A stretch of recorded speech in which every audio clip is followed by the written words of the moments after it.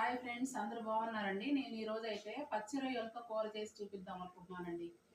చాలా టేస్ట్గా, చాలా కమ్మగా ఉంటుంది. మరి ఆ ప్రాసెస్ చేసే ముందు ఎవరైతే మరి మా ఛానల్ని చూస్తున్నారో ఫస్ట్ సారి మా ఛానల్కి లైక్ చేయండి, సబ్స్క్రైబ్ చేసుకోండి, వేరే వాళ్ళకు కూడా షేర్ చేయండి. నా ఛానల్ నేమ్ వచ్చేసి సౌజన్య చందు అండి. మరి సబ్స్క్రైబ్ చేసుకోండి. మరి ఇప్పుడైతే చేసే పద్ధతి ఎలా చేస్తాను ఏంటనేది చూసేసేయండి.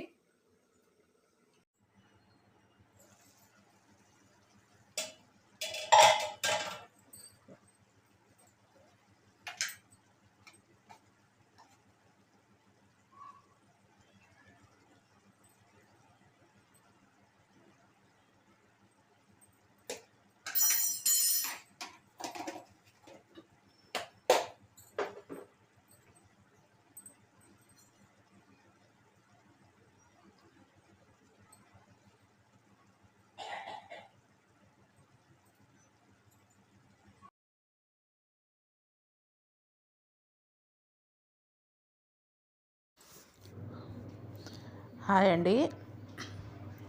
మా వారైతే ఈరోజు పచ్చి రొయ్యలు తీసుకొచ్చారు. పచ్చి రొయ్యలు ఇవి ఎంత అంటే కేజీన్నర రొయ్యలు అంటండి. కేజీన్నర రొయ్యలు వాళ్ళ దగ్గరే ఒలిపించి తర్వాత మళ్ళా కాటా వేపిస్తే కరెక్ట్గా కేజీ వచ్చినాయి అంటండి. హాఫ్ కేజీ వెయిట్ పోయింది.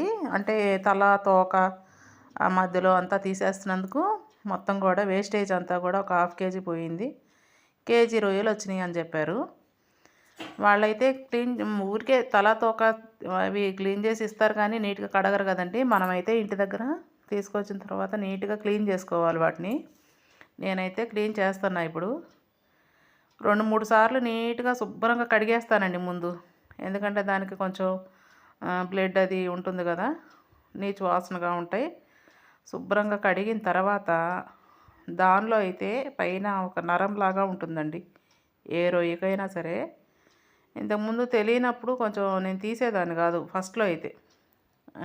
ఇప్పుడైతే చాలా సంవత్సరాల నుంచి కూడా కరెక్ట్గా నరం కూడా తీసేసి నీట్గా క్లీన్ చేసి వండుతానమాట. అది కొంచెం టైం పడుతుంది, అయినా సరే చేసుకోవాల్సిందే. చూడండి, నేను చూపిస్తున్నాను ఇప్పుడు. చిన్నగా కట్ చేసి మధ్యలో ఆ లోపల సన్నగా నరం ఉంటుందండి, కొంచెం బ్లాక్ కలర్లో. అదైతే మాత్రం తీసివేయాల్సిందే. చూడండి, అది కొంచెం పాయిజన్ లాగా అవుతుందంట. అట్లాంటివి మాత్రం మొత్తం కూడా ఒక్కొక్క రొయ్యకి తీసివేయాలి. తీసివేసిన తర్వాతే కూర వండుకోవాలి. కొంతమంది ఏమన్నా తీయకుండానే వండేస్తారు. నేనైతే తీసే వండుతానండి అది. ఎందుకు అంటే కొంచెం నీట్గా చేస్తేనే మంచిది కదా. ఏ పని చేసినా కూడా కొంచెం నిదానమైన నీట్గా చేసుకుంటూ ఉండాలి. మీరు చూస్తారులే అని చూపిస్తున్నా నేను. అలా అన్ని రొయ్యలకి ఉంటుంది. అన్ని రొయ్యల్లో కూడా మొత్తం తీయాల్సిందే. మనం చేపలకి ఎట్లా అయితే లోపల పేగులు అవి ఉంటాయో క్లీన్ చేసుకుంటారో, రొయ్యకు కూడా అలాగే చేసుకోవాలండి.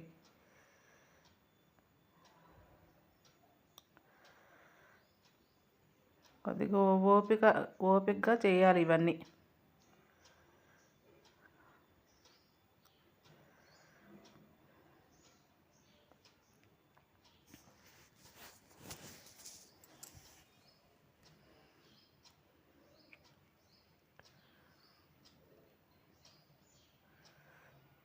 చూసారుగా ఎలా ఉందో, ప్రతి రొయ్యకి ఉంటుంది అలాగే.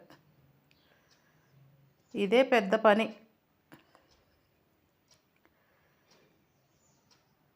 కొంచెం టైం పడుతుంది, అయినా చేయాల్సిందే.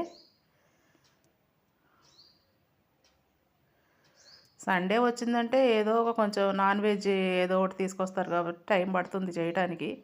ఈలోపు మా వారైతే ఆనియన్స్, పచ్చిమిర్చి, టమాటా ఇచ్చాను, కొంచెం కట్ చేసి పెడతారా అని. పాపం ఆయన అయితే చెక్కలు తెచ్చుకున్నారు. మార్కెట్కి వెళ్ళి రాగానే చెక్కలు తిందాంలే అని తెచ్చుకున్నారు. నేనేమో అవన్నీ రెడీ చేసి ఇచ్చేసరికి ఏం మాట్లాడలేక కట్ చేస్తున్నారు. నేను చిన్న వీడియో తీస్తుంటే ఆయనేమో తీసుకొచ్చి చెక్కలు చూపిస్తున్నారు మీకు. నాకేమో నవ్వు వస్తుంది. ఎందుకు అంటే నేను ఊరికే చిన్న క్లిప్లో ఉంటారులే అని తీస్తున్నా. ఆయనేమో నేను చెక్కలు తిందాం అనుకుంటే నాకు ఈ పని పెట్టింది అనుకుంటున్నారు. మరి తప్పదండి, చెయ్యాలి కదా ఏదో ఒకటి. నేను ఈ పని చేస్తున్నా కదా, నేను ఖాళీగా లేను. ఇవన్నీ నేను క్లీన్ చేసుకునే లోపు అవి కట్ చేసి ఇస్తే తొందరగా కూర వండేస్తానని చెప్పాననమాట.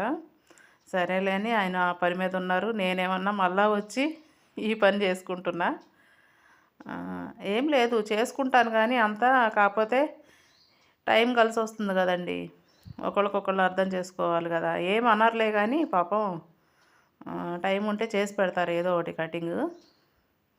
సాధ్యమైనంత వరకు నేనే చేసుకుంటా, ఏమి ఇబ్బంది పెట్టను. కానీ ఒక్కొక్కసారి తప్పదు, లేట్ అయిందనుకోండి కొంచెం తప్పదు, అందుకని చేయమని చెప్తానన్నమాట. చూడండి, అవన్నీ చేసేటప్పటికి నాకు ఎంత టైం పట్టిందంటే చాలా టైం పట్టింది. ఇవన్నీ కూడా నీట్గా మళ్ళా శుభ్రంగా కడిగేసుకొని దాంట్లో కొంచెం పెరుగు, ఉప్పు, పసుపు 3 వేసి మళ్ళా కడగాలండి. నీచు వాసన లేకుండా ఉండాలంటే ఇలా క్లీన్ చేయాలి. లేదంటే కొంచెం నీచు వాసన ఉంటుంది కూర. అట్లా కాకుండా నీట్గా చేసుకోవాలి. ఏ కూర చేసుకున్నా మనం శుభ్రంగా చేసుకుంటే కమ్మగా తినేటప్పుడు మంచిగా తింటామన్నమాట. పసుపు వేసాను, ఉప్పు, పెరుగు,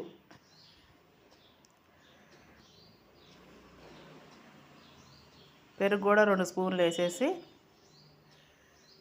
మంచిగా కలిసేటట్టుగా కలుపుకొని మంచిగా క్లీన్ చేయాలి, కడగాలి. ఈ కడగటంలోనే ఉంటుందండి ఏదైనా. రొయ్యలు కానీ చేపలు కానీ మనం క్లీన్ చేసుకునేటప్పుడే బాగా చేసుకుంటే నీసు వాసన రాకుండా ఉంటాయి కూరలు. ఆ నీసు వాసన వచ్చినాయి అనుకోండి తినబుద్ధి కాదు, తినలేము. అందుకని నీట్గా క్లీన్ చేయాలన్నమాట. మాకైతే నచ్చదండి, మా ఇంట్లో అయితే ఎట్లా పడితే అట్లా చేయడానికి నాకు మనసు ఒప్పదు. ముందు మా హస్బెండ్ కూడా తినరు. మనం చేసుకునే కొద్దిగా అయినా కూడా టేస్ట్గా నీట్గా చేసుకుంటే మంచిది కదా.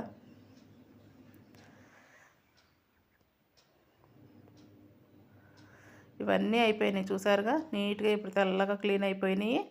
వీటిని ఏం చేయాలంటే ఫస్ట్ ఒక గిన్నె తీసుకొని ఆ గిన్నెలో ఈ రొయ్యలన్నీ కూడా వేసేసుకొని ఆవుగిలి ఇవ్వాలండి.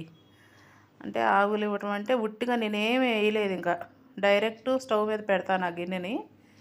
దాంట్లో నుంచి వాటర్ వస్తాయి కదా, ఆ వాటరును రొయ్యలు కూడా కొంచెం ఉడికినట్టుగా అవుతాయి అన్నమాట. తర్వాత నేను కూర వండుతాను. ఉట్టిగా మూత పెట్టేసి అట్లా గిన్నె స్టవ్ మీద పెట్టాను. దాంట్లోంచి నీళ్ళు వస్తాయి, రొయ్యలు కూడా కొంచెం దగ్గరకు అయిపోతాయి. ఈలోపు కూరకు కావాల్సిన మసాలాని వేసేసుకుందామండి. ఇదిగో కొబ్బరి, చిన్నుల్లిపాయలు, అల్లం 3 కలిపేసి మెత్తగా పేస్ట్ చేసుకోవాలండి. మిక్సీ వేసేస్తున్నాను. ఆనియన్స్, పచ్చిమిర్చి, టమాటా అయితే మా హస్బెండ్ కట్ చేసి ఇచ్చేసారు. ఇక నేను మసాలాకి ప్రిపేర్ చేస్తున్నా. కొబ్బరి, అల్లం, ఎల్లిగడ్డ 3 వేసి మెత్తగా పేస్ట్ చేసుకుంటే చాలా కూర బాగుంటుంది. మీ దగ్గర ఉంటే గసగసాలు కూడా యాడ్ చేసుకోండి. నేను గసగసాలు లేవని వేయలేదు. ఈ పేస్ట్ మాత్రం కంపల్సరీ కావాల్సిందేనండి. ఉట్టి అల్లం ఎల్లిగడ్డ పేస్ట్ కాదు, కొబ్బరి కూడా పడాలి కూరకి, అప్పుడు రుచి ఉంటుంది. ఇదిగోండి, ఇప్పుడు కూరని స్టార్ట్ చేసేద్దాం.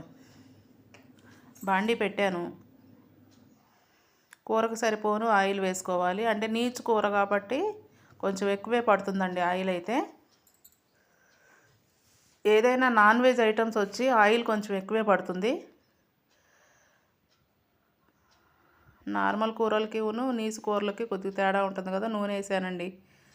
నూనె వేడెక్కిన తర్వాత మనం కట్ చేసి పెట్టుకున్న ఆనియన్స్, పచ్చిమిర్చి వేసి దోరగా ఎర్రగా వేపుకోవాలండి. ఆనియన్స్ కూడా పచ్చిగా లేకుండా చక్కగా బ్రౌన్ కలర్ వచ్చేంతవరకు వేపించాలి.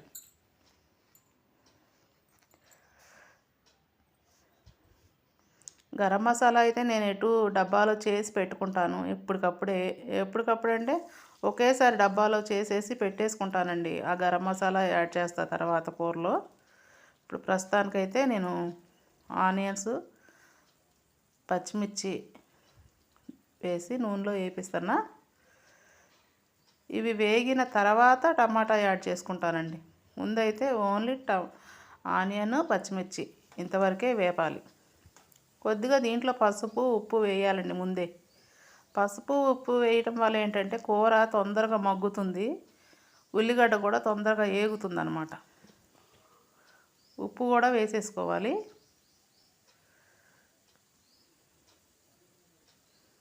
కూరకు సరిపోను సాల్ట్ వేసేస్తున్నాను.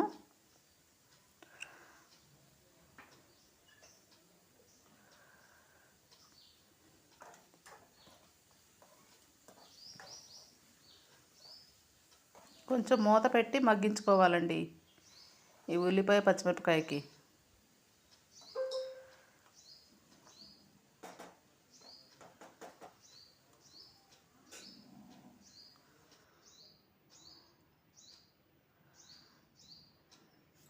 మధ్య మధ్యలో కలుపుకుంటూ ఉండాలి, ఉల్లిగడ్డ మాడిపోకుండా.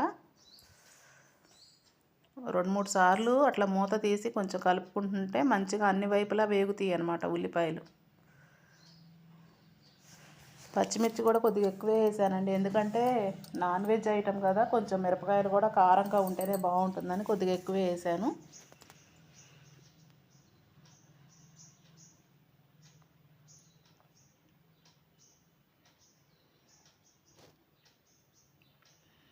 ఉల్లిగడ్డ, పచ్చిమిర్చి బాగా వేగిన తర్వాత మిక్సీ జార్లో వేసి నేను పేస్ట్ చేసుకున్నాను కదా అల్లం వెల్లిగడ్డ కొబ్బరి పేస్ట్, అది వేసుకోవాలండి.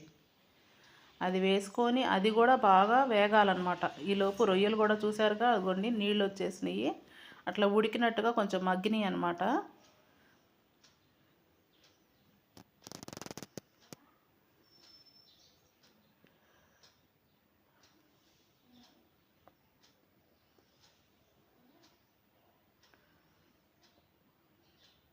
ఇప్పుడు దీంట్లో ముందుగా చేసి పెట్టుకున్న పేస్ట్ వేసుకోవాలి, కూరకు సరిపోను.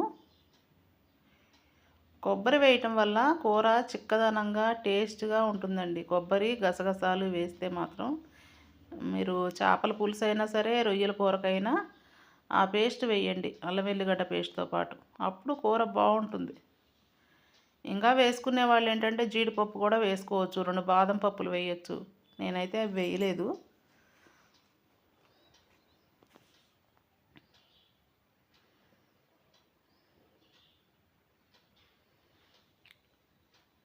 మొత్తం కలిసేటట్టుగా మొత్తం తిప్పుకోవాలి. ఇది కూడా వేగాలి, పచ్చివాసన లేకుండా మంచిగా వేపుకోవాలి.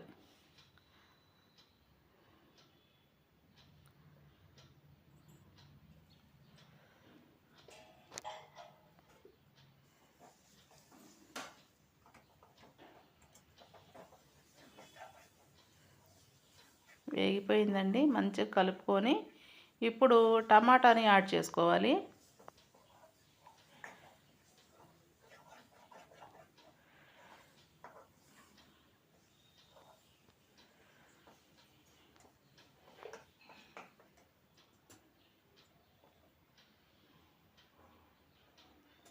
కట్ చేసి పెట్టుకున్నాం కదా టమాటా కూడా వేసేస్తున్నాను. టమాటా ముందే వేసేస్తే ఉల్లిపాయలు వేగవండి, ఉల్లిపాయలు వేగినాకే టమాటా వేసుకోవాలి. కొంతమంది ఏం చేస్తారంటే అన్నీ కలిపి వేసేస్తారు, అప్పుడు ఉల్లిపాయలు ఉడికినట్టు అవుతాయి కానీ వేగవండి, అప్పుడు కూర అంత టేస్ట్ ఉండదు రుచిగా. అందుకని ఎప్పుడైనా సరే ఉల్లిగడ్డ బాగా వేగినాక అప్పుడు మసాలా వేసుకొని, అది కూడా వేగినాక టమాటా యాడ్ చేసుకోండి, కూరలు బాగుంటాయి. ఇప్పుడు ఇది కూడా కొంచెం సేపు మగ్గాలి.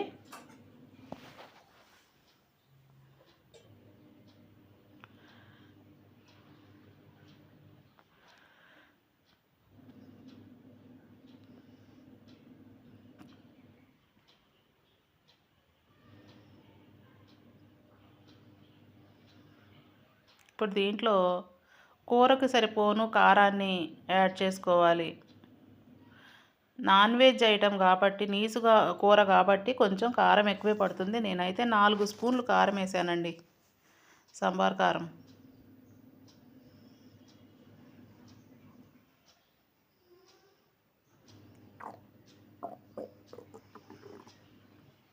దానిలోనే గరం మసాలా అంటే నేను ఒకేసారి ధనియాలు, చెక్క, లవంగాలు, కొంచెం మిరియాలు, అన్నీ కలుపుకొని ఇలాచి అన్నీ కలిపి వేపించుకొని పౌడర్ చేసి పెట్టుకుంటారనమాట గరం మసాలాకి. అది వేస్తే ఎప్పుడైనా గరం మసాలా అంటే వేపించి పౌడర్ చేసుకున్నదే వేస్తేనే చాలా టేస్ట్ ఉంటుందండి. అంతా ఒకేసారి నేను చేసి పెట్టుకుంటా. అది వేసాను కొంచెం. ఇప్పుడు రొయ్యలు ఉడికిపోయినాయి, మగ్గినాయి కదండి. పక్కనే ఆ రొయ్యల్లో ఉన్న వాటర్ కూడా దాంట్లోనే ఉన్నాయి కదా, ఆ వాటర్తో కలిపి నేను కూరలోకి యాడ్ చేస్తున్నా.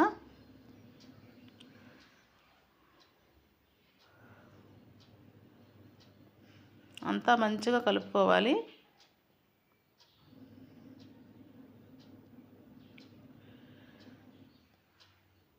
మీకు నీళ్లు కావాలి అనుకుంటే కొంచెం చూసుకొని, అది కొంచెంసేపు మగ్గాలి కాబట్టి, దగ్గరకు అవ్వాలి కాబట్టి కూర కొద్దిగా వాటర్ని యాడ్ చేసుకోవచ్చు.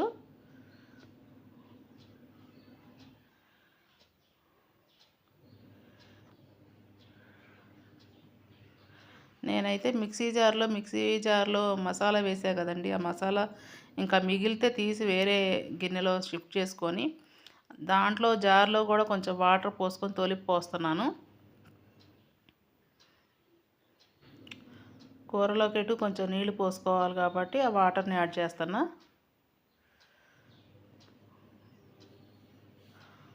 మళ్ళీ ఒకసారి బాగా కలుపుకొని అంతా కూడా మూత పెట్టి సన్న సెగ మీద మగ్గించుకోవాలండి. కూర బాగా దగ్గరికి అవ్వాలన్నమాట. రొయ్యలన్నింటికి కూడా ఉప్పు, కారం, మసాలా అన్నింటికి పట్టాలి కదా, అందుకని మూత పెట్టి మగ్గించుకోవాలి. ఒకసారి అయితే ఉప్పు సరిపోయిందో లేదో చూసుకోవాలి కదండి. నేను కూడా చూద్దాం అనుకుంటున్నా కూరకి ఉప్పు సరిపోయిందో లేదో. ఉప్పు లేకపోతే కూరలు చప్పగా ఉంటే తినలేరండి, బాగుండవు. ఏదైనా ఉప్పు ఉంటేనే కదా రుచి. నాలుగుకి ఉప్పు తగలాలన్నమాట. అన్నంలోకి మనం కలుపుకున్నప్పుడు ముద్ద తినేటప్పుడు ఆహా అన్నట్టు ఉండాలన్నమాట కూర అంటే. ఉప్పు అయితే కరెక్ట్గా సరిపోయిందండి. ఏంటో మరి నేను అందాజుగానే వేస్తాను, ఎక్కువగా మళ్ళా ఏమి చూడను. కాకపోతే ఒకసారి చూడాలి కదా మళ్ళా అన్నట్టుగా ఒకసారి చూస్తాను. అలా వేసింది మాత్రం కరెక్ట్గా సరిపోనే వేస్తాను. మూత పెట్టి మగ్గించుకోవాలి దగ్గరకు అయ్యేదాకా. ఈలోపు కొత్తిమీరని నీట్గా కడుక్కొని, ఫ్రెష్ కొత్తిమీర అండి, బాగుంది కొత్తిమీర, ఫ్రెష్గా మంచిగా నీట్గా కడిగి సన్నగా కట్ చేసుకుంటున్నా.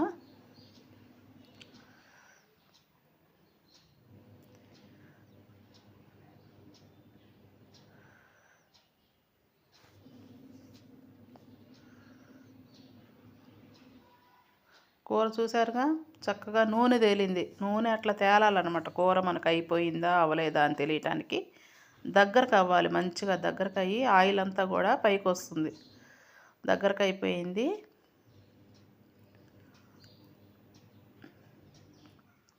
ఇల్లు కూడా మొత్తం మంచి స్మెల్ వస్తుందండి, గుమ్మగుమ్మలాడిపోతుంది రొయ్యల కూరతో.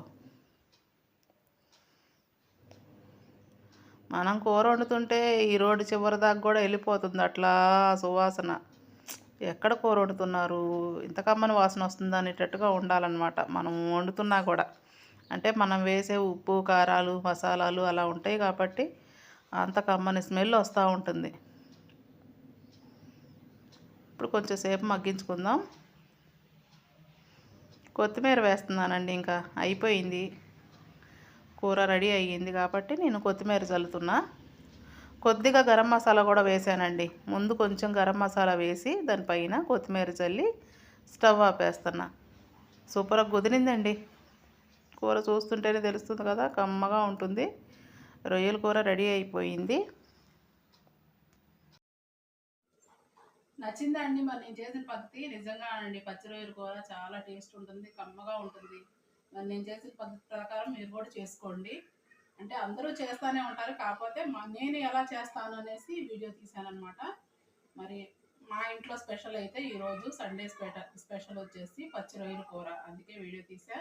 ఎవరైతే మరి ఫస్ట్ సారి చూసారో ఈ వీడియోని వాళ్ళైతే సబ్స్క్రైబ్ చేసుకోండి, లైక్ చేయండి, ఎవరికైనా షేర్ చేయండి.